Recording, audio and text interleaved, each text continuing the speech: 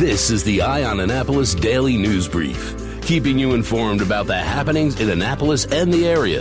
Local news, local sports, local events, local opinion, and of course, local weather. The Eye on Annapolis Daily News Brief starts now.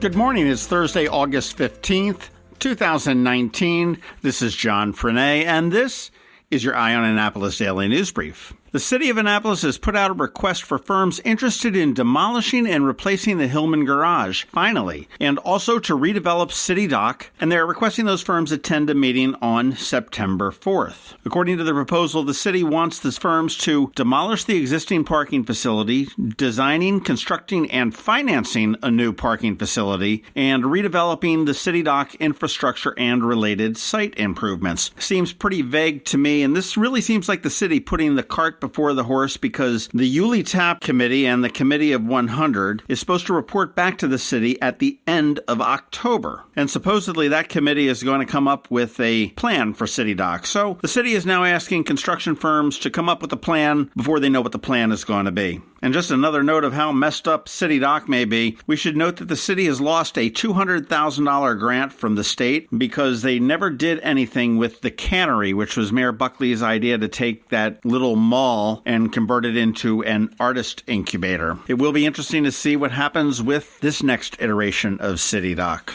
A guy named Warner Antonio Portillo of Manassas, Virginia, has pled guilty to unlawfully providing and transferring Maryland driver's licenses. According to charging documents, he unlawfully made and transferred at least 276 Maryland driver's licenses in a scheme put together with the Largo branch of the MVA. He would provide the MVA the applicant's information for the licenses, including falsified documents needed to process the license, such as proof of Maryland residency. He would then take the applicants to the Largo branch of the MVA and direct them to the specific MVA employees who he worked with, paying them each between $500 and $1,000 in cash for each unlawful license. He was charging between $800 and $5,000 per driver's license. He is scheduled to be sentenced on December 19th, and he is facing up to 15 years in prison, as well as a $276,000 restitution, which the prosecutors say includes the assets that he made selling the licenses.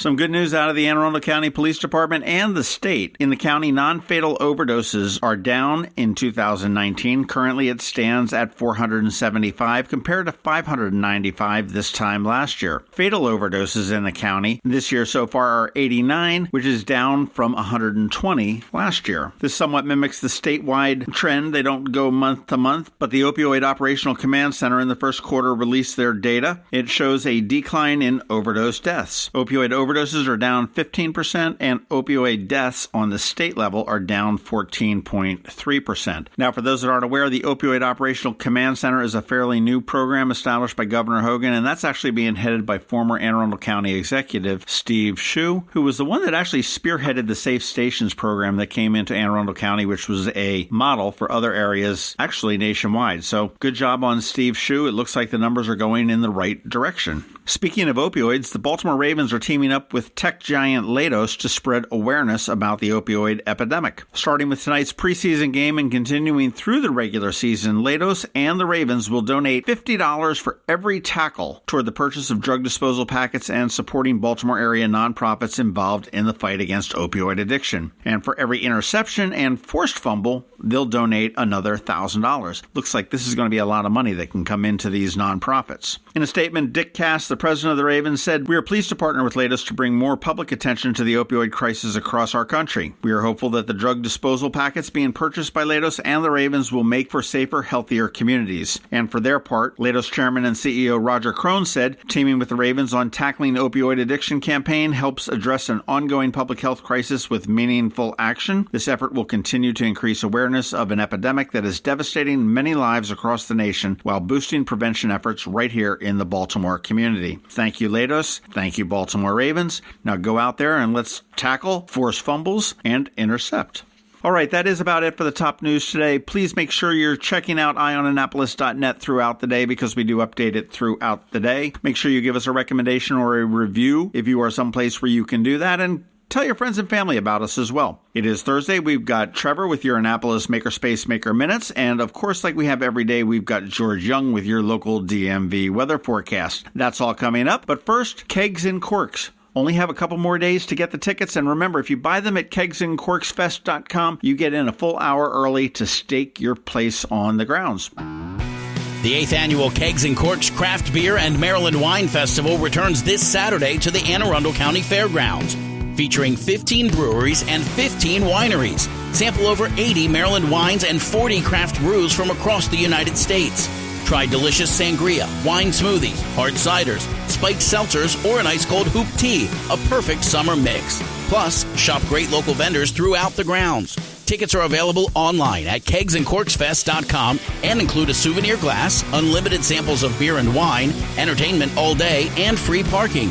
Early access tickets purchased in advance allow you to enter at noon for an extra hour of sampling. Live music by the Amish Outlaws and more. The 8th Annual Kegs and Corks Craft Beer and Maryland Wine Festival. This Saturday at the Anne Arundel County Fairgrounds in Crownsville. For tickets or more information, visit kegsandcorksfest.com. Proceeds benefit Special Olympics Maryland. Cheers. Going out? You need the most up-to-date local weather. Here's George Young from DMV Weather in Annapolis with today's forecast.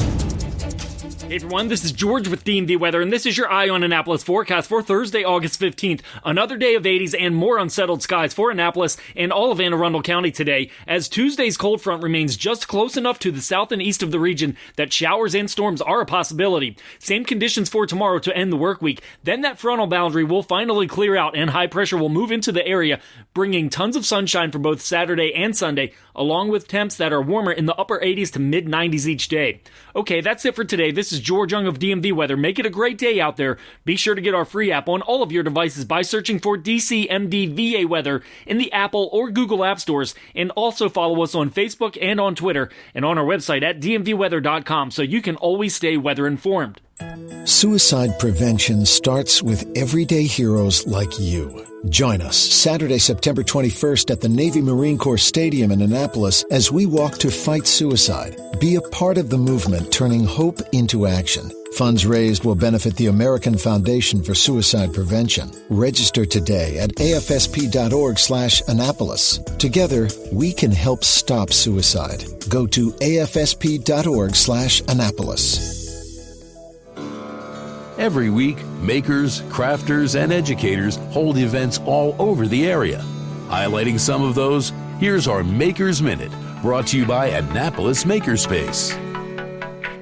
Hey, this is Trevor from Annapolis Makerspace with this week's Maker Minutes. On Saturday down at Solomon's Island is the 4th Annual Dragon Boat Festival. Enjoy a day of festivities, crazy costumes, drums, and dragon boats. Speaking of dragons, if a trip to Solomon's Island isn't in the cards for Saturday, check out Beverly Triton Nature Park for Dragons of the Chesapeake. Not real dragons or even dragon boats, but dragonflies. Dragonflies play an important role in our ecosystem, and you can learn all about them and ID different types along with the park ranger. On Sunday at Quiet Waters Park is their charity knitting. Every month during the summer, Quiet Waters hosts a charity knitting event. This will be the last one of the season, but you can come and knit or crochet baby hats and blankets for the Anne Arundel Medical Center. All skill levels are welcome. At the Chesapeake Children's Museum, on Sunday is Aviation Days. Learn about the contributions of the Wright brothers and the Wright sister, as well as other early aviators, through hands-on activities with flyable objects for ages 1 and up. And all next week at the Chesapeake Children's Museum is El Sapitio. This bilingual storytelling camp for middle school students has children putting together costumes in simple sets for a performance at the end of the week. Folktales from Latin America will be featured. At Ray of Light Studio off of Margaret Avenue,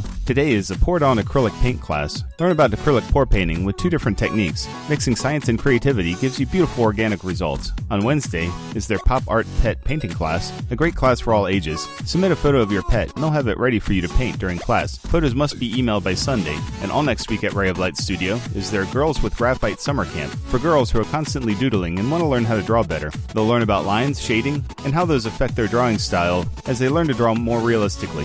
All next week at the Clay Bakers in Annapolis is Blockbuster Bisque, not a cooking class, but one of Clay Baker's Art-Rageous summer camps where kids ages 6 and up will create fun projects in various media including pottery painting, glass fusing, clay sculpting, tie-dye, and mosaics. At the Pongo's Learning Lab and Coder Kids Club next week, they have their Animation All-Stars Summer Camp, where you can join Pongos for a week of animation and more. Kids will learn about animation terminology, storyboarding, storytelling, character planning and drawing, traditional stop-motion and computer-based animation. The camp is for kids who were in K through 8th last year. Also next week at Pongo's is their Lego Robotics Summer Camp. Kids in grades 2 through 4 will learn how to combine Lego bricks with gears, pulleys, motors, sensors, and programmable parts to build and code robots. This camp will be held at the All Sport Kids Academy in Gambrels. On Saturday at the Patuxent Lapidary Guild in Annapolis, they're having another basic lost wax casting workshop. If you missed the first one last week, here's a chance to jump right in. Students will learn the basics of lost wax casting, including spruing and investing wax patterns, as well as casting and finishing. You'll take home 1 or 2 finished pieces, done in Argentium sterling silver. And next week at the Annapolis Makerspace, on Tuesday is our monthly CAD and CAM with CNC workshop using Autodesk Fusion 360. On Wednesday is our weekly woodworking open night, and on Thursday is our electronics open night. And I'd like to thank all the generous supporters who chipped in during the recent fundraiser to buy the new high-powered laser cutter. We got it all set up and it's almost ready to open it up to our members. I know our members are going to do a lot of fun things with it. If you want to come by and check out the Makerspace, I'll be up there tonight and every Thursday night, and you can find links to all of these events at the Annapolis Makerspace website at makeannapolis.org. And whether you're making art, software, sawdust, or just a mess, chances are you're already a maker. This has been Trevor from Annapolis Makerspace with this week's Maker Minutes.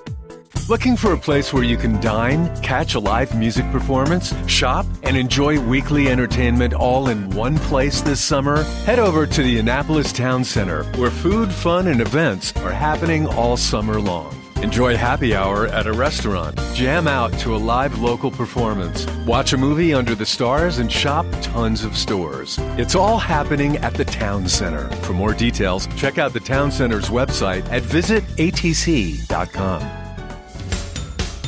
You've been listening to the Eye on Annapolis Daily News Brief. Tell your friends and colleagues this is the podcast where you can keep up on the latest with what's going on in Annapolis.